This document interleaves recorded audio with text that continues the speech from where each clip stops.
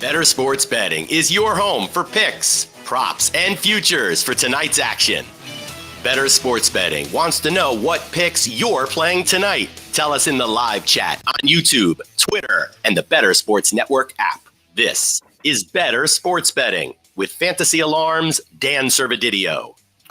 What's going on, everyone? Welcome in here to the Bettor Sports Betting Show on a football Friday. Got Howard Bender with me as we do every Friday, talking some NFL betting picks for Sunday's games. Appreciate everyone jumping in here, whether you're watching on Fantasy Alarm or Bettor Sports Betting, Bettor Sports Network YouTubes. Jump in the chat. If you haven't, seen on this show on Fridays, we welcome all of your own bets, player props, touchdown predictions, parlays that you got going. Throw them in the chat here because we're trying to cash on some of your picks too, because not all of ours are cashing every day. So we want you guys to throw out your own picks too, because there's things we overlook that we miss. Howard, how you doing, man?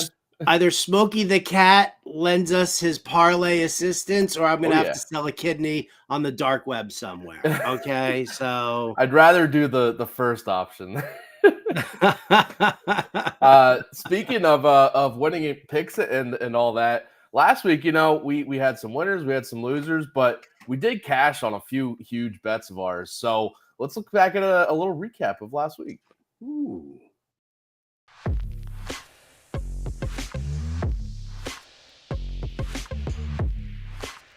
I'll go with the Colts. -1.5 is the spread, but I'm just going with the money line. I'm taking the Lions -2.5. It's at -3, but I'm buying the 0.5 point just to get the 2.5 because I think it could be a field goal win. Steelers at home giving up the field goal. I'm okay with that. Well, I mean, listen, I have the Commanders at +6.5. I got that for -110 on BetMGM, so I feel good about that. All right, I'll go with Josh Jacobs against your Jets, Howard, but give me his over rushing yards here, over 67.5 rushing yards. Brandon Powell, over 24.5 receiving yards, got -110 at BetMGM.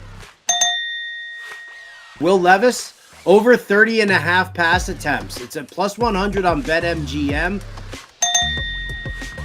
Kazir White, I'm going to say over 8.5 tackles and assists. It's +110 at BetMGM.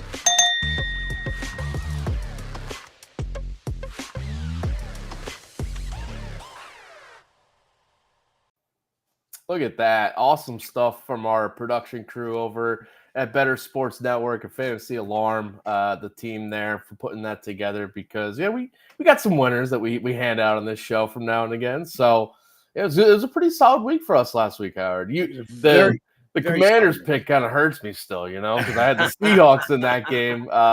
Gave out, paid due on the bet on Wednesday. Our producer today, Sean Engel, he's the guy that threw out that bet, that idea for doing some push-ups if I lost. So, paid due. He told me before we started that he tuned in just to check out if I could do 10 push-ups, which I did. Listen, I was amazed. There's zero chance I would have been able to do 10 push-ups, but I didn't have to make bird wings, which was super cool. I gotta tell you, man, I'm like looking at that. I'm not normally like a vain person, but geez, man, I shouldn't be wearing my glasses on these live streams. You got the glare coming in, they make it look like giant Coke bottles, man. I look like Harry Carey or something like that in those things. Oh yeah, I gotta shave more often because I was looking a little scruffy there. That was after a week of being sick though, so I'll take a pass on that. Well, you learn as you're married and you get older that you keep that scruff going there because it starts to hide the double chins that when you settle into like 10 years of marriage. That's it. Yeah, I'm not trying to attract anybody anymore. So whatever. Right, go. I'm gonna let myself go, man. All right, let's dive into Sunday's slate here. Had a interesting Thursday night football last night with obviously you've heard the news of Joe Burrow now out for the season. Mark Andrews hurting his leg and his ankle, likely done for the year. So But let's not delve too much into reliving that. That's for another day. But let's get into the Week 11 Sunday slate. where are you going with one of your picks? All right. Well, I will say this about the whole Joe Burrow. Like, listen, it sunk everybody, and this kind of stuff happens. Like, I was talking to people, and they were like, "Oh, well, man, do I, my props from last night didn't hit."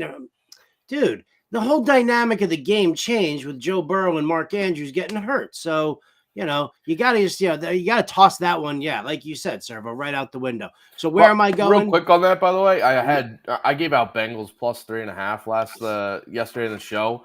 If I knew Joe Burrow had this wrist injury, I would not have bet that. I mean, yeah, dude, I put out a whole article that was like, Bengals plus the points, give me the over.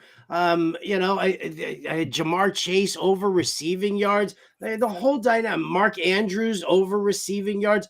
Like the whole dynamic of that game changed. You can never, ever, ever like blame yourself or change your process, because that just blows everything up, changes the whole dynamic. Blame the beat writers. I'm not going to go off on it right now. Blame the beat writers for not chasing down that story, because that story with a video of them that Bengals media took down and then put back, and hid from everybody, whatever, that had the wrist guard on it. Like, where were the beat writers like fishing for that story? Who travels with the team? Why didn't we get a report on that? We saw it, and they took it down, and everybody made like a stink out of it on Twitter, like it was like conspiracy theory type stuff.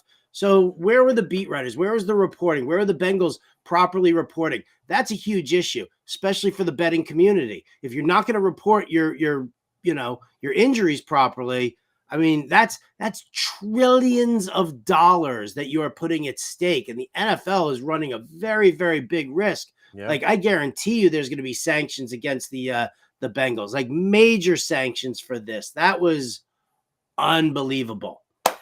Yeah, they're apparently investigating, the non-reporting of Burrow's injury. Not even, questionable on the injury report or anything. So nothing.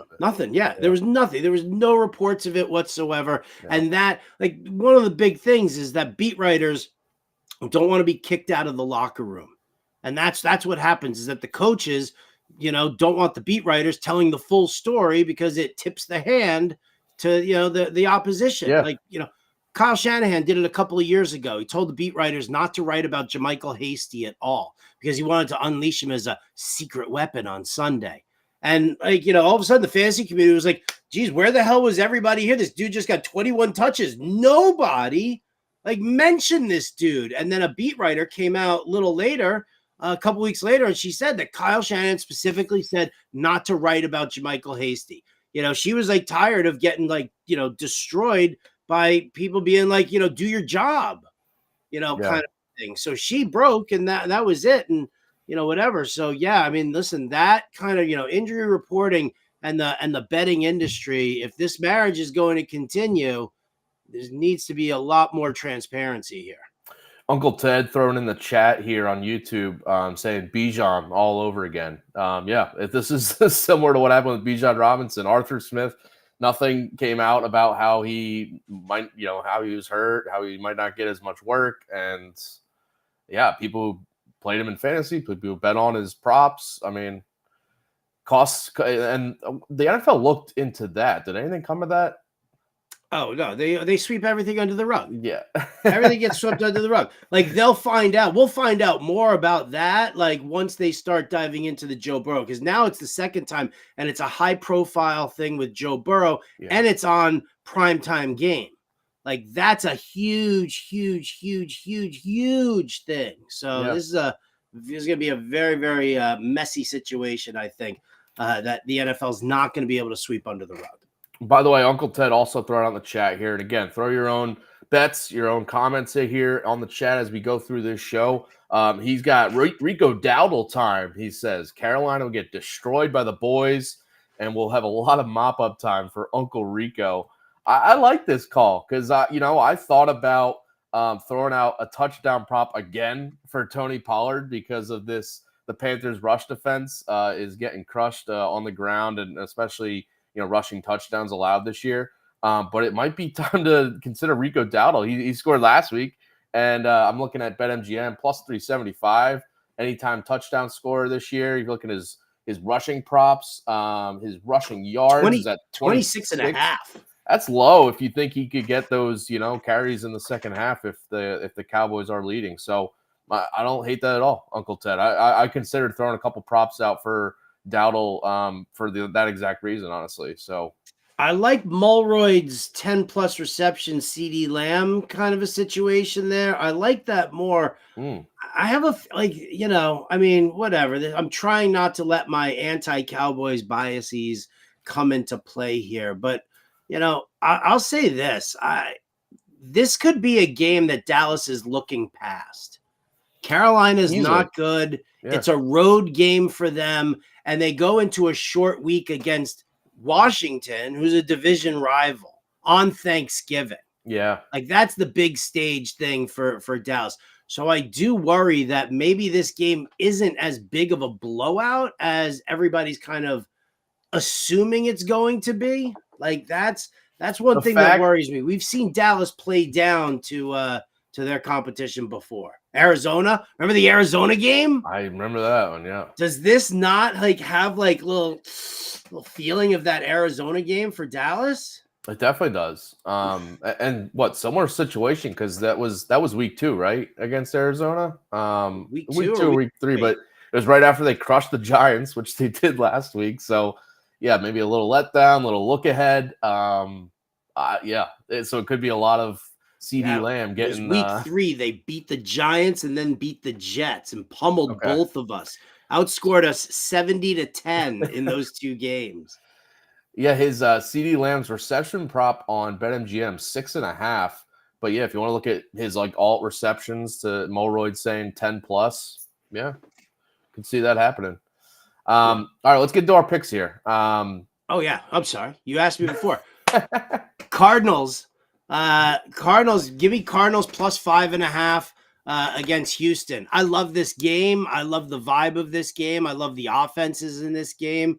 The Texans defense a little bit better, but I mean, unstoppable. No, you can run on the Texans, and James Conner's back, and Kyler Murray brings a whole new dynamic to it. I'm perfectly fine with the Texans winning this game. I don't care, but give me the Cardinals plus 5.5. I think this comes down to the wire at the end. Yeah, we got in the chat here, Anime Dude.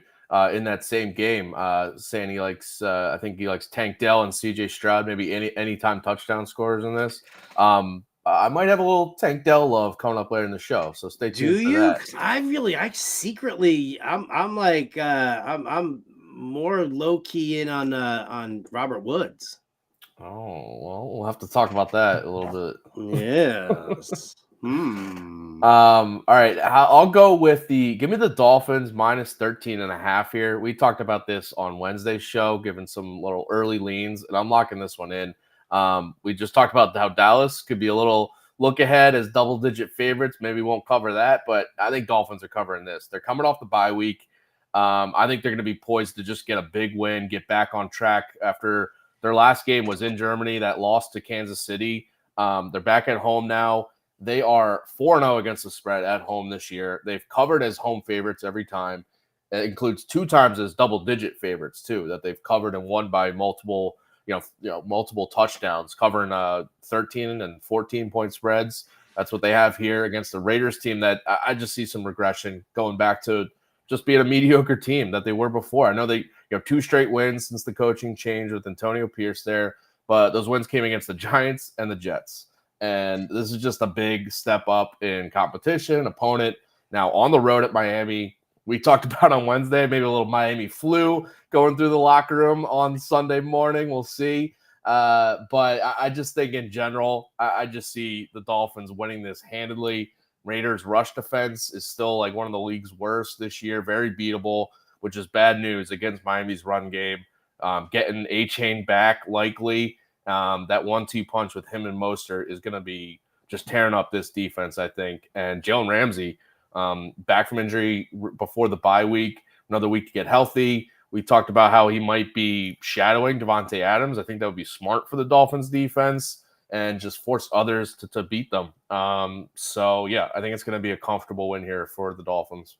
Yeah, we talked about this game on Wednesday when we were doing our leans for the week, and we both had this identified for the exact same reason. So, yeah, I think it's a great pick there, 100%.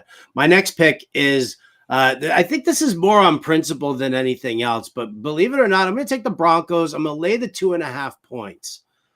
I'm not sure I want to lay this bet right now. I might want to lay this bet when we get into like Saturday, when we start hearing like some late reports as to whether or not Justin Jefferson is really going to play.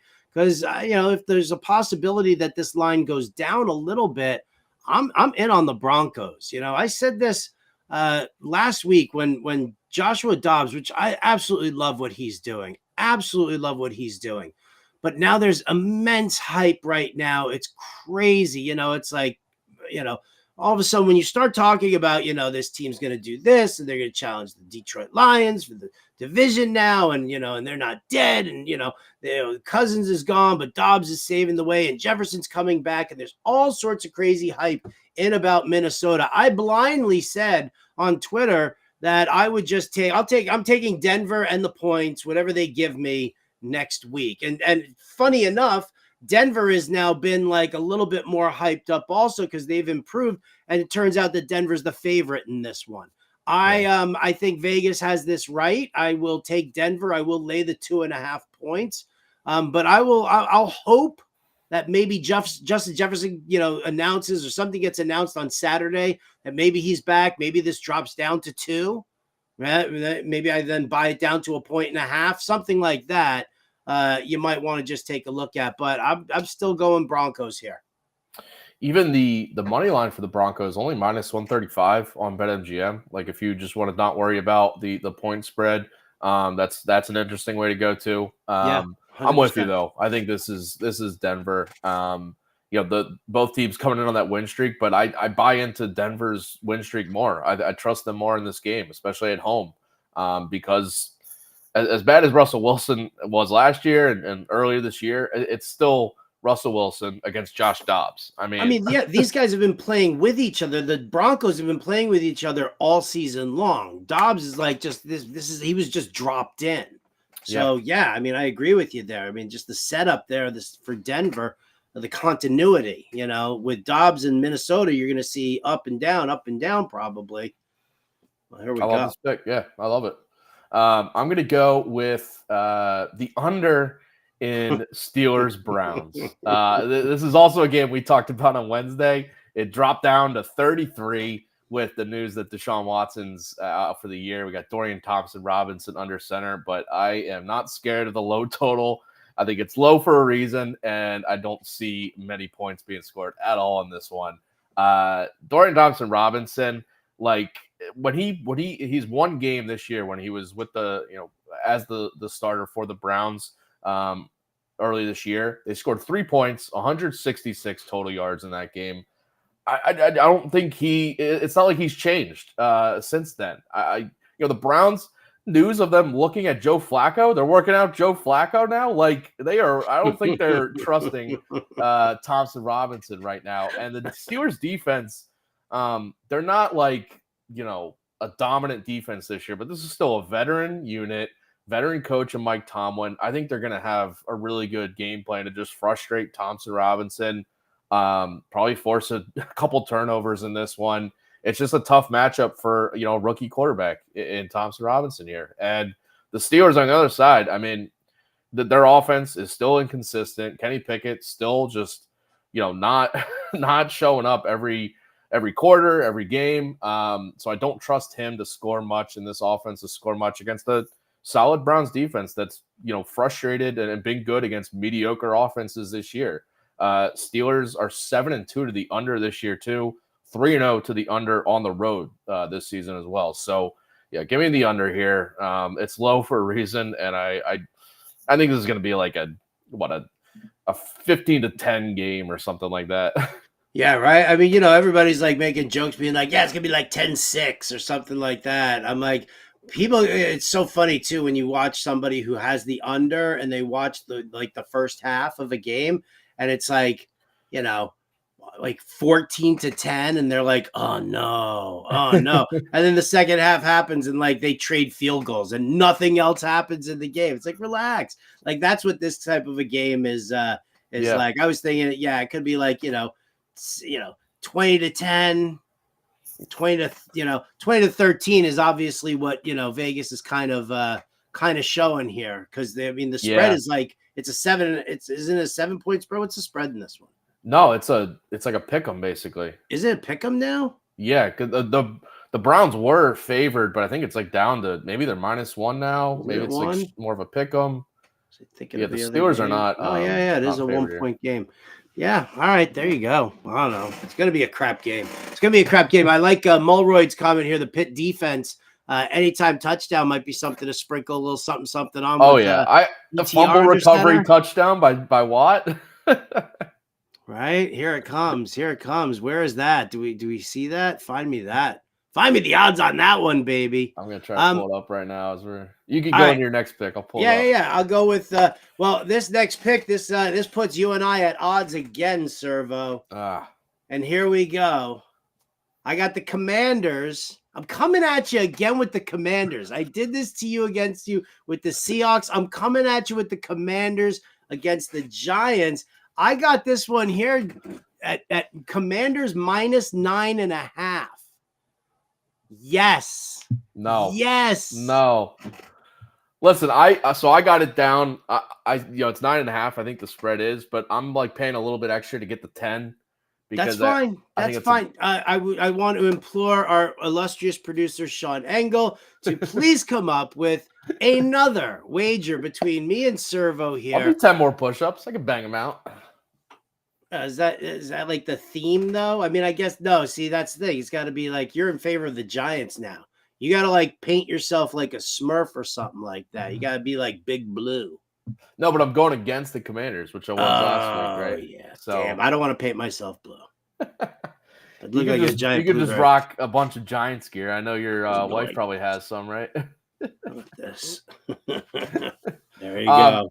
Listen, my inkling in this is that the Commanders have no business being double-digit favorites or 9.5-point favorites for that matter. But I'm operating as like the double-digit favorite since I'm going with the 10 bet here.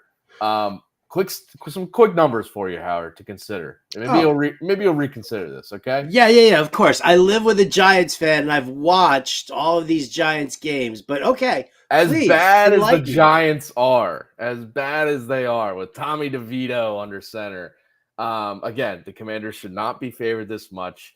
A couple stats here, though. Washington has not been a double-digit favorite since 2017. And they haven't covered as a double-digit favorite since 2005. All right, but they're not a double-digit favorite. It's at 9.5. Oh, that's why I said I'm going with the 10 because that's right. What I'm but going you're going with the 10 because you're buying the half point. But Washington is not a double-digit favorite here anymore. No, but what I'm saying is I'm going with the 10. I know what you're going. If they listen, but if I mean, I could get a push at 10, but if they're gonna, it's kind of the same logic, though. I mean, they're not gonna be. Is it though? If they cover the 9.5, that means they're gonna be probably covering 10 unless it's a push. But either way, 7 of the last 8 matchups in this series, NFC East division rivalry, 7 of the last 8 have been 1-score games. Okay, this is a closely fought battle, no matter how bad or how good each team is every year. And again, as bad as the Giants are, the Commanders aren't that much better. They aren't 10 points better. They aren't 9.5 points better, in my opinion. This is a game with a 37 over/under too. Like anytime I get a huge underdog in a low total like this, I am happy to grab it. Less than a month ago, the Giants beat Washington 14-7. Okay, like. Is it really going to flip totally in the other direction, even though this game is on the road for the Giants? I mean, Sam Howell in that game, he got sacked 6 times. He threw a pick, completed just 50% of his passes. The Giants defense, I think, is going to frustrate him enough. Keep this one close. The Giants defense that just got shredded. That traded away Leonard Williams. That doesn't want to play. That doesn't want to win games at all. They're going to get up for this one. They're going to get up for this one. Well, for this one they will. And you mentioned the Commanders. I mean, maybe they're looking a little ahead to that Cowboys matchup on Thanksgiving. No, I don't think the Commanders are. I think the Commanders are like, oh shit, we could like steal a win here, and like steal then really a 3-point win. How about screw that? Up Dallas. I'm telling you, man. I'm telling you. Right. Randy Miller says starting the Commanders defense. Yep, I agree with that. Mulroyd's saying that Washington's now at -8.5. It's going is 12 on DK. Yeah, listen. It's going down. Dude, yeah. I love when the public is coming in on the Giants like that. Yes. Yes, please. Thank you, public. Thank you for proving my point for me right here, right now, this second. This moment. You can get it. Commanders at -8.5. Take that. I've got it. I put the bet down at -9.5, right? But -8.5 is definitely better. Either way, they're gonna cover that shit. The Giants are so bad. No. We gotta get a bet here from our producer Sean. We'll see what the terms are, but I realize how bad the Giants are, but this is. They should not be this big of a favorite over the Commanders. Should not be a big of a favorite. I don't know. Okay. All right. There you go. All right. How about some player props? Because we each gave out some 3 of our game picks. And by the way, over on Fantasy Alarm, if you haven't already, get the All Pro subscription. There's tons of content out there as you get ready for Week 11. Whether you're doing fantasy, DFS. Season long, betting, all this stuff we got covered over on fantasyalarm.com. Go to fantasyalarm.com/let's-go. I think is the new promo code there. You can get the All Pro subscription and one-on-one expert access in the Discord. All the different features we got at Fantasy Alarm. Get on this now. All right, player props. Where are you going with one of your props this weekend? All right, I'm gonna go to Brock Purdy. San Francisco hosting the Tampa Bay Buccaneers. The Tampa Bay secondary is of the Succaneers. They've been shredded. Yeah, granted, Will Levis got the better of didn't do anything against them last week, but the 4 weeks before that, the Bucs secondary has just been beaten, battered, and bruised. So.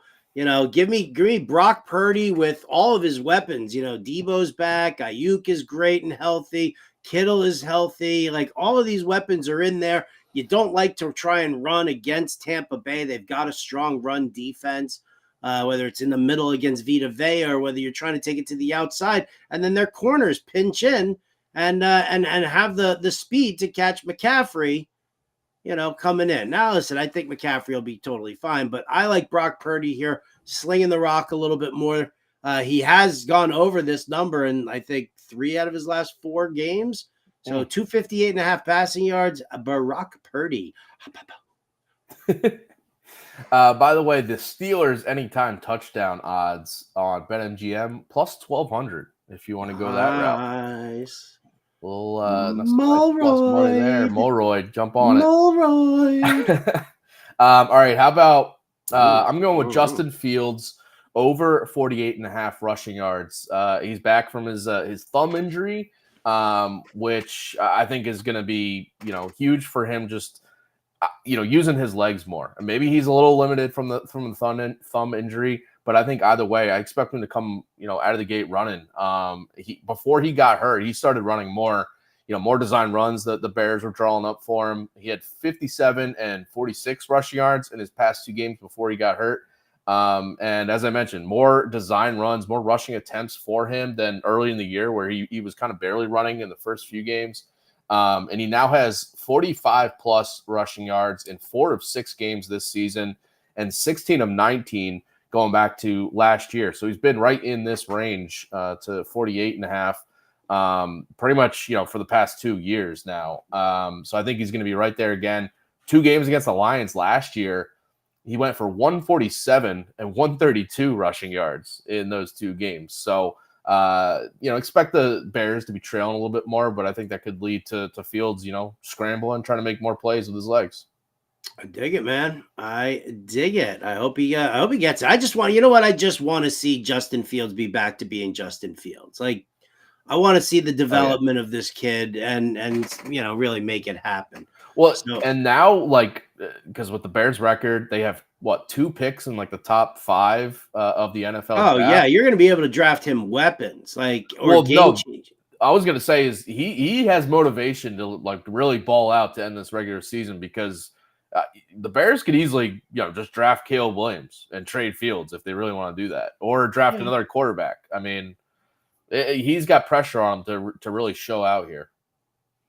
The Bears are probably not going to be able to get a pick high enough with the way that the Patriots and the Giants and I mean, they gotta get those 2 picks. If they really wanted, Caleb Williams or someone else, they could easily package, something.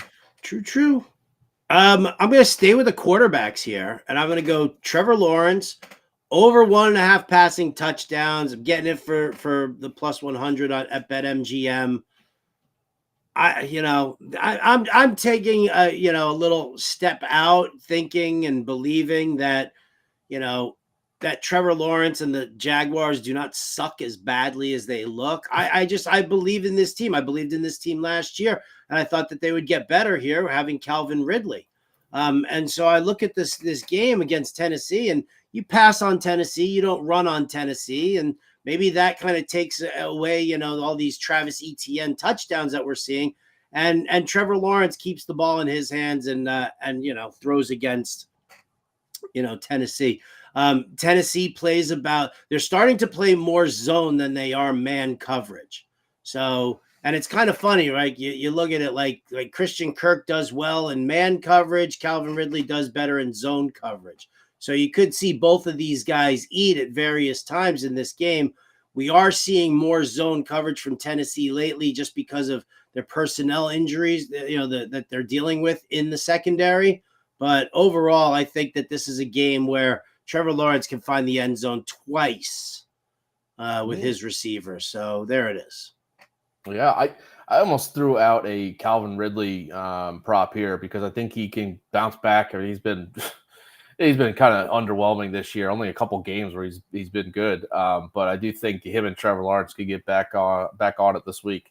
Also thought about the Jaguars against the spread, but didn't ultimately go there.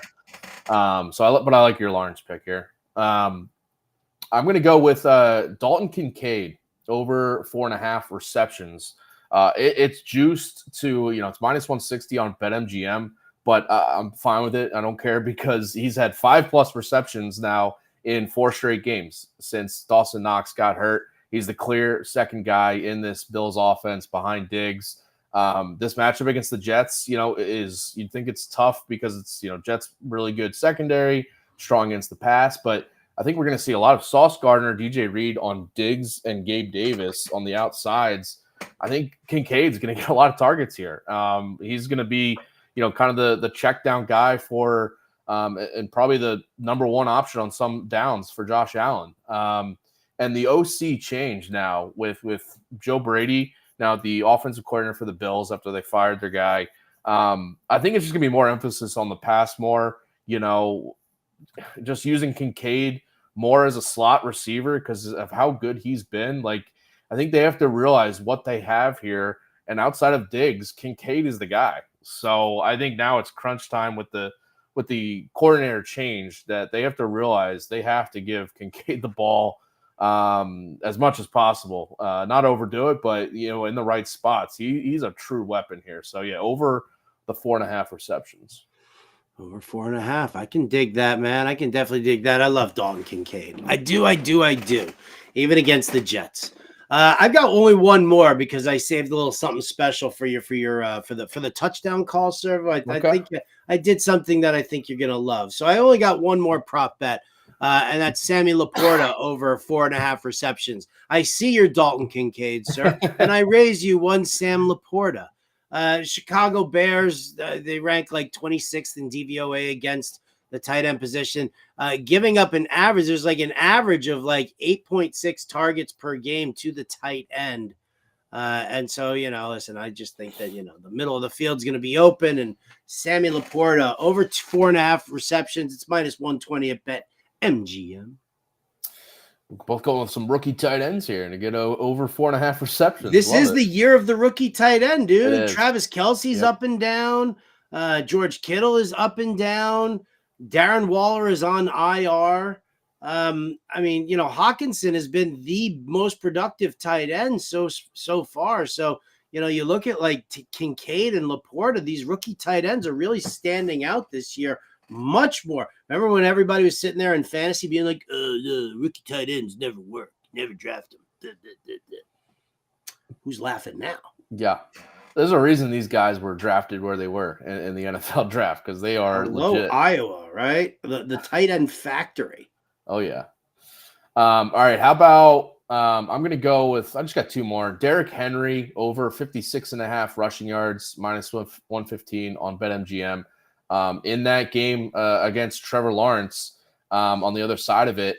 And I just, this year, Derrick Henry has not been good, okay? He's not gone over this a lot, but this is a line that's way too low. In his career against the Jaguars, he's crushed them. I mean, totals of over 100 yards more often than not, going back to the last 4 years facing the Jaguars. And I just think that you look at his track record against division rivals in the AFC South too, and he's going for 100 plus more often than not. He just kind of one of those situations where Vrabel looks to just feed him in these division games and lean on him, and especially here now with their quarterback situation for Tennessee. So this line is just too low, 56.5, because he has gone over it more often than not in recent games too, now that he's getting some more work. So, and it's, I think, come to fruition because of the Will Levis under center, and they need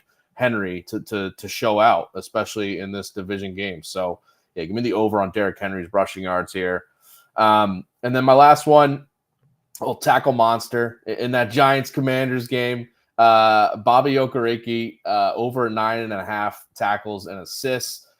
He is the guy, coming into, when it comes to tackles for the Giants. 91 total through 10 games this year, averaging 9.1 per game there. 10 plus tackles for him in 5 of the last 7 games, including 11 against the Commanders last month when they played. And Washington has allowed an inside linebacker to have 10 plus tackles against them in 6 of their last 7 games. So I think Bobby gets it here to get double digits. I was looking at that exact same one. So, Dolphins -13.5, Steelers Browns under 33. Bobby Okereke, however we want to do it, over 9.5 tackles. All those were definitely ones that I was looking for. So since you got into the into our show doc first, you get those. So, but I'm betting those as well, and those are likely going to sit. Those are likely going to sit in some of the best bets stuff over at Fantasy Alarm when I post that article on Saturday. That makes me feel good right now because we're disagreeing on the Giants Commanders, but we can agree on some of these, I guess. Yeah. Listen, man, it's totally cool if you want to be wrong about the Giants, man. I totally get it. All right, let's get to some touchdown predictions for NFL Week 11. We'll see if we can hit on some of these. So let's get to our touchdowns.